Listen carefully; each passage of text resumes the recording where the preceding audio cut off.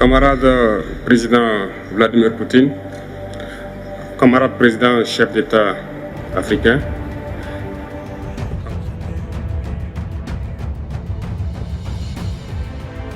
Jackson Semahoro niko nitwa. Ni nyuma gato yuko ahiritse ubutegetsi muri Burkina Faso, isi yose igakangarana, umusore ukiri muto urebye utaranamera ubwanwa bwinshi. Donc de prendre la parole ici et de vous passer donc le salut. Yisanze mu Burusiya i St Petersburg, agomba gutanga imbwirwaruhame ya mbere mu nama mpuzamahanga imbere ya perezida b'ibihugu bikomeye n'ibyoroheje. Ni kapitene Ibrahim Traoré, kuva kuri perezida wa Congo Denis Sassou Nguesso kugeza kuri nyakubahwa Vladimir Putin, bose baravuze, ariko imbwirwaruhame yasigaye mu mitwe ya benshi ni uyu musore ukiri muto cyane w'imyaka 35 wicaye ku ntebe isumba izindi muri Burkina Faso. Ce qui concerne le Burkina Faso, yari yaje ari kumwe n'abarinzi be bambaye impuzankano ya gisirikare ihisha amaso, ku buryo bari barangariwe na benshi ahangaha muri uyu mujyi i St Petersburg. Traoré, usibye kuba amagambo ye yarakomeye bitavugwa, uburyo yayavuzemo nabyo byemeje benshi.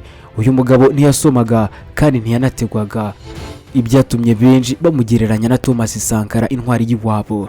Ibrahim Traoré yavugaga bose bandika, yavuze ko iyi nama yari igamije n'ubundi gutegura hazaza Afurika hazira umuntu wigize akarakajyaye wivanga mu bibazo by'uyu mugabane. Ubwo yavugaga ibyo, abarinzi be bari bari hanze batembera bishimiye rwose, n'abari bitabiriye iyi nama bari hanze babifotorezagaho, kuko nyine ari bo bagaragaraga ko bambaye ukwabo gutandukanye n'abandi. Ibrahim Traoré yavuze ko Afurika ngari umugabane ukennye, kandi ko umubano w'Uburusiya bashaka kugirana n'uyu mugabane ari wo mwiza kurusha undi wari wo wose wabayeho, ndetse ko ngo no mu nyungu z'abaturage muri rusange. Uyu mukuru w'igihugu ufite imyaka 35 yavuze ko abo bangana mu myaka, no kuvuga bari muri 35, kubera ibibazo biri muri Afurika ngo birangira bambutse inyanja kugira ngo n'ubundi bigire i Burayi, bikarangira bapfiriye mu mazi. Uyu mugabo yavuye i St Petersburg aririmbwa n'umuhisi n'umugenzi. Hari abadatinya n'ubundi kumwita umucunguzi wa Afurika, ushobora gukora ibyananiye aba baperezida basaziye ku butegetsi, ariko guhindura ibintu na n'ubu bikaba byaranze Afurika nziza igakomeza kuzahara. Ubundi uyu mugabo ni muntu ki? Urebye si nawe mukuru mu gisirikare, ariko se ni gute yabashije guhirika ubutegetsi bwa Lieutenant Colonel Paul-Henri Sandaogo Damiba, nawe wari uherutse kwigira intebe y'ubutwari ayambuye Roch Marc-Kabore.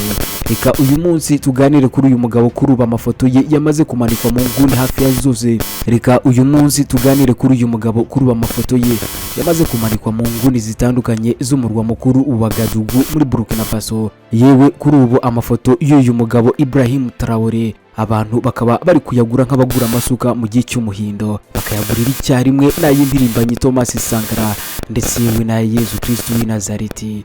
Twitwa Isanzure. Jackson Semahoro niko nitwa, kandi nk'ibisanzwe akazi kanjye ni kamwe, no kukubwira ibyo amatwi yawe atigeze yumva na rimwe. Ikaze.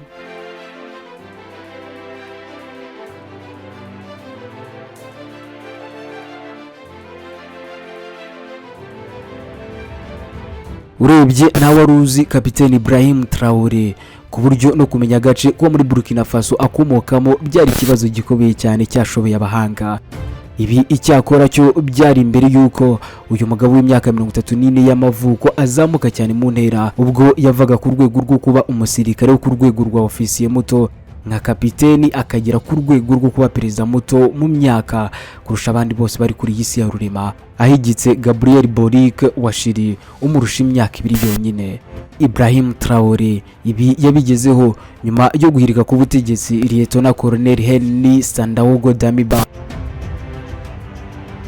N'umusirikare mu maso bigaragara ko akiri muto, nyuma yo kwigaragaza nk'igihangaje kuri televiziyo y'igihugu ubwo kudeta yari miba, yagaragaje akanyamuneza muri Brende mu muhanda aho yatambukaga mu mujyi wa Ouagadougou, bose bamushagaye. Ibrahim Traoré urebye amateka agaragaza ko yavukiye mu gace ka Bondokoy, ahani mu burengerazuba bwa Burkina Faso. Mu mashuri akaba yarize ibijyanye na geology i Ouagadougou mbere yo kwinjira mu gisirikare mu mwaka w'2010. Bitandukanye rero na Damiba, n'abandi benshi mu ofisiye bo muri Burkina Faso banyuze mu gisirikare kuva mu bugimbi. Ibrahim Traoré yize mu mashuri ya gisivile mbere yo kwinjira mu gisirikare. Uyu rero yarangije amasomo ya gisirikare nka ofisiye nyuma yo kwiga mu ishuri rya gisirikare rya Georges Namonao rifatwa nk'irya kabiri mu gihugu nyuma y'irindi ryitwa Kadiogo Military Academy cyangwa se PMK. Uyu wari umunyeshuri w'umuhanga cyane mu ishuri, yabonye impamyabumenyi y'icyiciro cya mbere cya kaminuza, akomereza Ouagadougou gushaka lisanse mu bya geology. Muri 2010 rero nibwo yinjiye mu ishuri rya gisirikare rizwiho n'ubundi kwigisha abasirikare bo mu rwego rwo hejuru mu ngabo z'igihugu ahangaha muri Burkina Faso kuva mu myaka ya kera. Kapiteni Ibrahim Traoré asoza amasomo ye yari uwa kabiri wahize bagenzi be mu ishuri rye. Ikindi kandi akaba ngo yararangwaga n'ikinyabupfura ndetse we n'umurava nk'uko umwe mu bamuzi yabitangarije ibiro ntaramakuru AFP. Nyuma rero yo kurangiza amasomo yagiye kwiyungura ubumenyi mu bijyanye no kurwanya iterabwoba mu duce twibasiwe cyane turimo nk'akamajyaruguru. Ubwo yaravuye mu ishuri afite ipeti rya Suriyetona, yinjiye mu mutwe ukoresha intwaro ziremereye cyane. Nyuma y'imyaka 2 yaje kuzamurwa mu ntera ubundi ahabwa ipeti rya Liyetona. Uyu rero yaherewe imyitozo muri Maroc mu bijyanye no gukoresha intwaro ziremereye ndetse n'ibikorwa bya gisirikare bibera ku butaka. Yigaragaje cyane ahitwa Marikoye, ahangaha ni neza mu gace gahuza umupaka wa Mali, Burkina Faso ndetse na Niger. Ubwo yarwanyaga imitwe yitwaje intwaro igendera ku mahame y'idini ya Islamu no mu burasirazuba bw'igihugu. Uyu mugabo Ibrahim Traoré baramuzi kuko yakoze operation yiswe Otapwano hari mu mwaka w'2019. Byari nyuma yuko nanone muri 2018 yerekeje muri Mali mu butumwa bwa Loni bwo kugarura amahoro n'ubutumwa buzwi nka MINUSMA. Muri 2020 rero nibwo Ibrahim Traoré yazamuwe mu ntera ahabwa ipeti rya kapiteni. Akaba rero ari n'umwe mu bofisiye bakiri bato cyane bahoraga bitegereza intege nke z'ababakuriye. Muri Mutarama 2022 rero uyu mugabo yashinze umutwe ugamije ngo kurinda igihugu, ariko iki gihe ntabwo yarabiherewe uburenganzira ndetse yewe yabikoze atanabimenyesheje perezida wari uriho. Uko amezi yagendaga yicuma rero niko abasirikare ku rugamba barushagaho kugenda bareba nabi Damiba. Bitandukanye rero nibyo yari yarabijeje, nta kintu gifatika kigeze gikorwa ku rugamba. Abasirikare rero bakomeje guhura n'imbogamizi zo kubona ibikoresho ndetse bakarushaho gutakaza abantu benshi.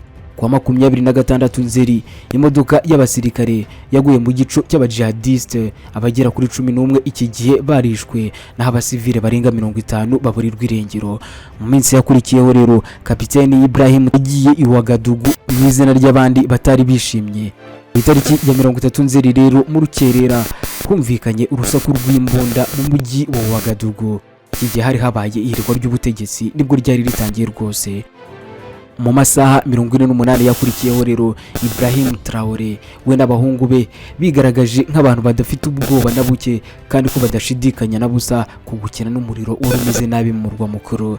Ntibyatinze rero bagiye kuri televiziyo y'igihugu ubundi bashinja Damiba ko yahungiye mu birindiro by'ingabo z'Ubufaransa gutegura igitero cyo kwihimura.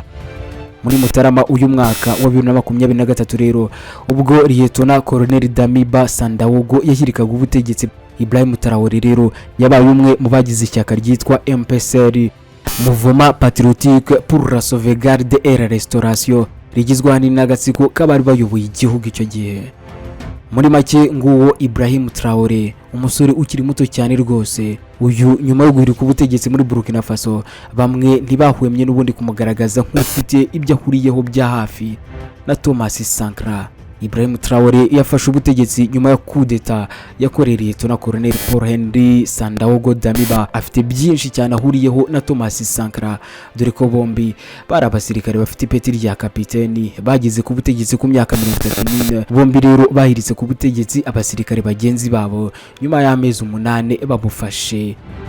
Uwo kapiteni Ibrahim Traoré benshi bavuga ko ari Sankara wazutse.